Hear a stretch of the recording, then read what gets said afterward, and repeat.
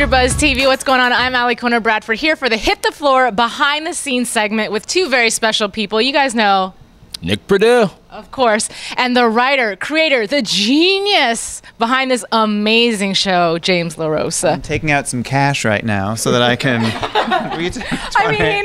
You're like, that's funny. Give me the 20. Hi, guys. Hi, how are you? Good. How are you? We've missed you. I missed you guys, too. But now you're here. You've invaded the inner sanctum here, and now you're going to find out some dirt. Yes. No matter how hard I try to keep it from you. I was to say, I know that your lips are sealed, but we'll find a way to get some good stuff for you guys. They're very crafty at AfterBuzz. They're very crafty. But you know what I do want to know is you have several writers on your team. How do you guys all come together and come up with an episode without pulling each other's hair out and I want it this way or I'm the boss, so what I say goes? Well, I think, we've got, when you hire people, you hope they're not freak shows. And so when I hired these guys, I wanted people who really loved writing for women. They really loved soap. They really loved drama. They really could do ensemble and knew the world and just cool people. I think generally I try and keep everybody nice and even keeled here. No divas.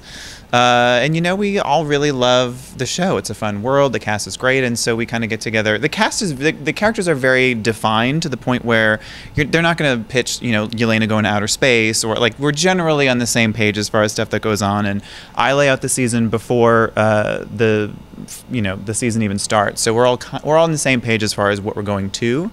And they all have to do what I say. So there's no fighting. There's really no fighting. Wait, okay, you're such a kind, humble, sweet gentleman. I already gave you $20. Yeah, you know what? I was hoping to earn another 20. I need a 20 too. Do you want my debit card? All right, let's see what you say. Cash, credit, checks. No, but being such a wonderful person that you are, how do you come up with some of these manipulative? Seriously, these such a twisted show. Where does that come from? Well, I think you can be a nice person and recognize bad behavior. And maybe these are the things that I would like to be able to do, but I don't do. And so this is all my pent up, well, now Lionel will do it, or Yelena will do it, or Oscar will do it, instead of me. Okay, I'll take that. I may have broken up both your families while I answered that question, so just so you know. Let me ask you this. So season 2, we're introduced to a couple new characters, right? Like Lionel, right, who played by Jodie Lynn-O'Keefe. Yeah, who's amazing. And Zero back here. What can you tell us? And Brent and Nella, who plays Jude. So what can you tell us about any of these new characters? I can tell you that Lionel is a force of nature. She is someone who we've heard about quite a bit on first season, but we've never seen. And you have to wonder what kind of woman is formidable enough to be able to hang with a devil and Dean Cain. And in walks Jodie Lynn-O'Keefe, and she's kind of the business. She is someone who she's the kind of person who Lionel is, who kind of can I swear? Sure. Am I allowed to? It's internet. Oh, we drank last time. We had wine cooler. So okay, she doesn't give a shit. So people, we have all the dancing and we have the basketball, and she could care less about either. She doesn't know the colors that the team plays with. She thinks they're like pom-pom throw. She doesn't care. So she's kind of, she'll poke the balloon and let the air out, and she's like, I don't give a shit. And so she's a great character to come in and just kind of stir things up. We have Adam Sen, who plays Zero, who is a trade halfway through the season. He's brought on, he's won a ring before, he knows how to do it, and he wants to kind of inspire everybody and keep them going. And how much inspiration is there in a world like this? You can come in and have all these grand plans and quote the Bible perhaps, and really this place could chew and spit a person like that out.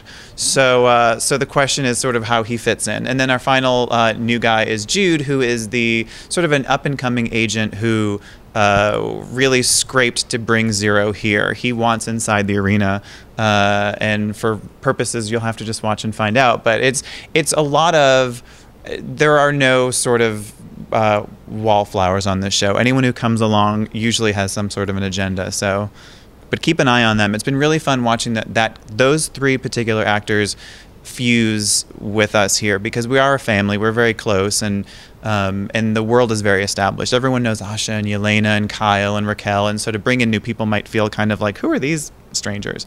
But both the characters and the actors just sort of sewed together really nicely. You think they were here the entire time.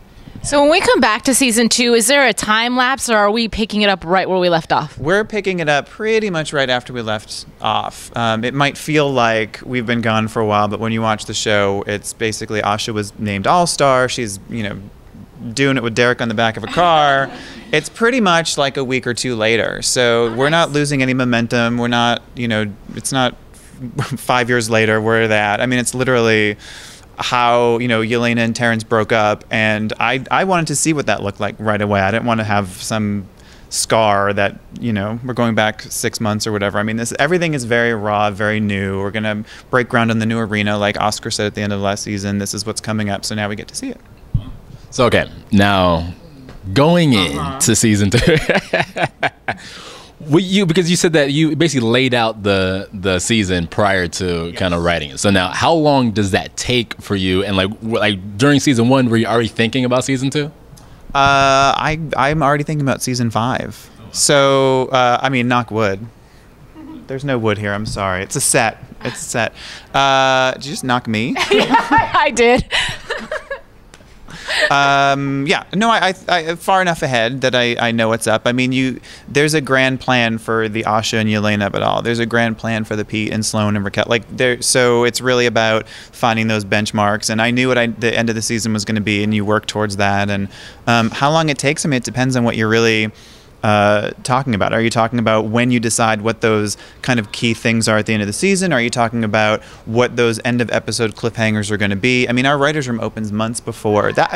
It seems like we've been gone and off, drinking pina colada somewhere or something. But we pretty much maybe a month after we wrapped last year, we're right back in the writers' room for months.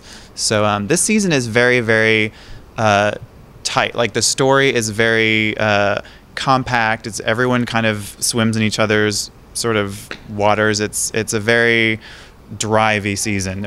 Everyone has some shit going on. Everybody is scheming. Everybody and you find characters having kind of relationships that are you might not know are going on under your nose, and so it's like you got to pay attention. There's no superfluous business that goes on in this show.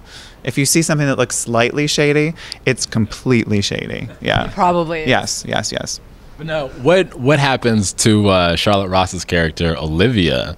That because when we ended season 1, we had Kimberly Elise come in, so now she's the new director of the Devil Girls. So.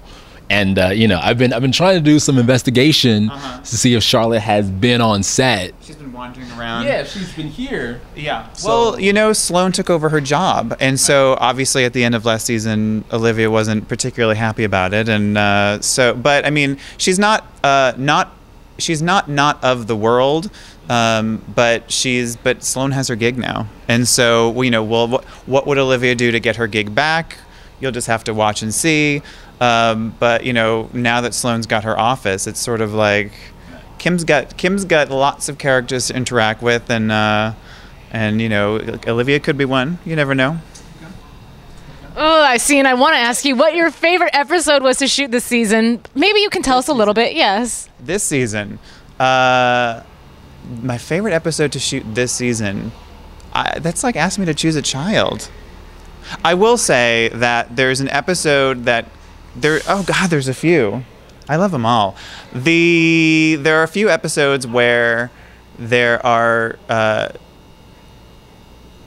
payoffs to some stories that have been a long time coming, and the actors acting the hell out of it, which is kind of as specific as I would get. But I mean, the relationships between some of these characters and whether people have done bad things or whether people are going to, basically there are moments where, how's this? Every single one of our actors was basically given a storyline where they had to just fucking bring it. And every single one of them did.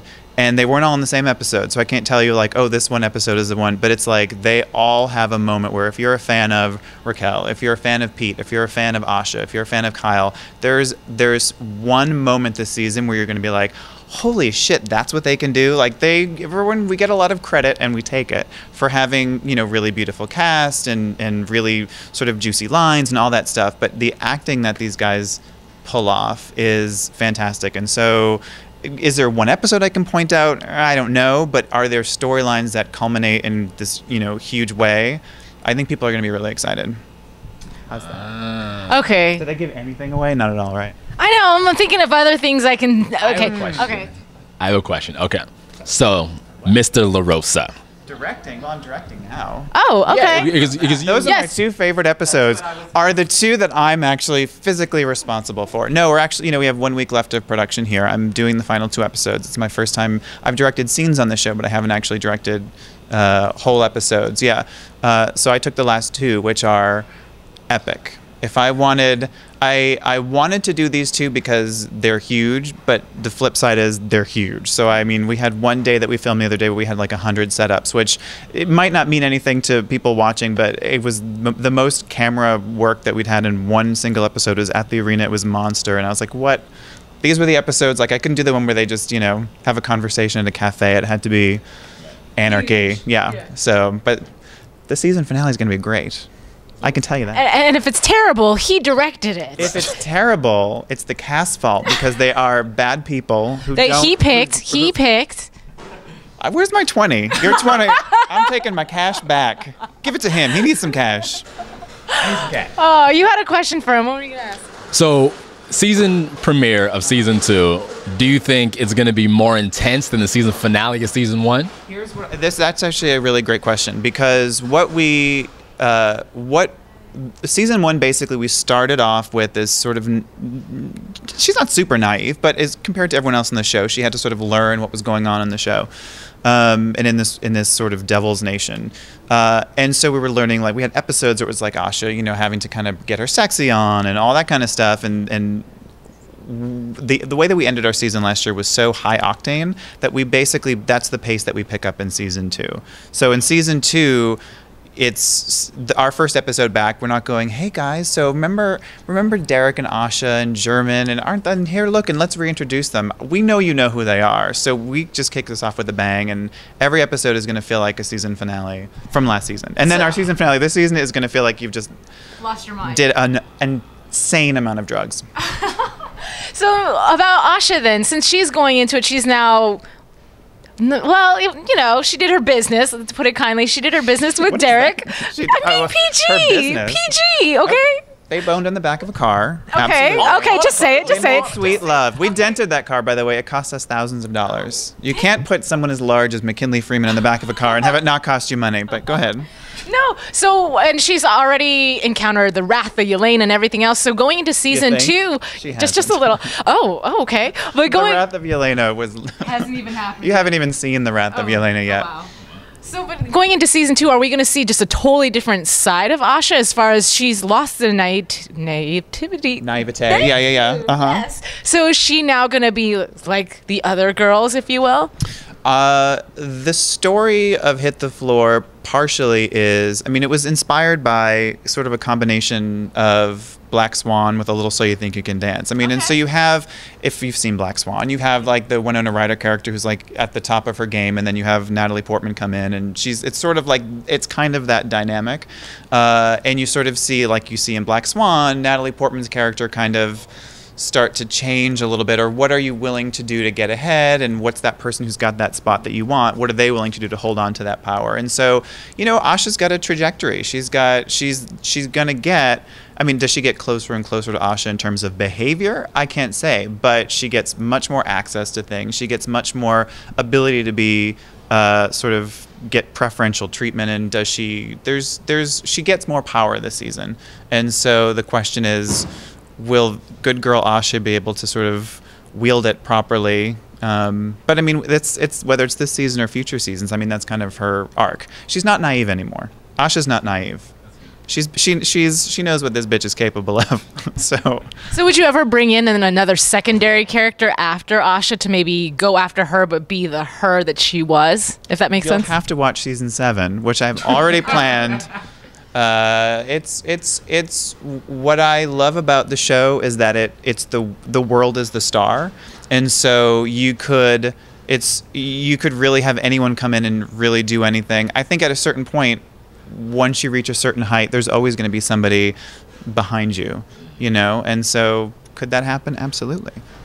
So let's talk sex because you know, Miss Jodie Lynn O'Keefe, she was saying that there's more sex this season than there was in season 1, and because again, like I said, I've done my research online. So what VH1 put online. So is that this character Zero now has he has a liking to Logan's character Elena. Fun. He comes in, he's such a good guy, and who's the hottest thing that you could go for is sort of evil in high heels. Right. You know.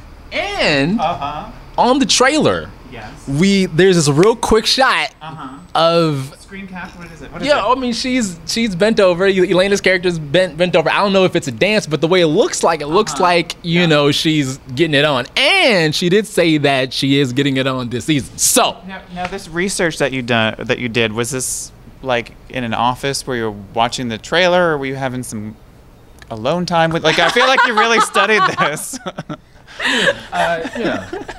I am a young black man living in very healthy, right? You know what I mean? So you know, just appreciation for trailers. I understand completely.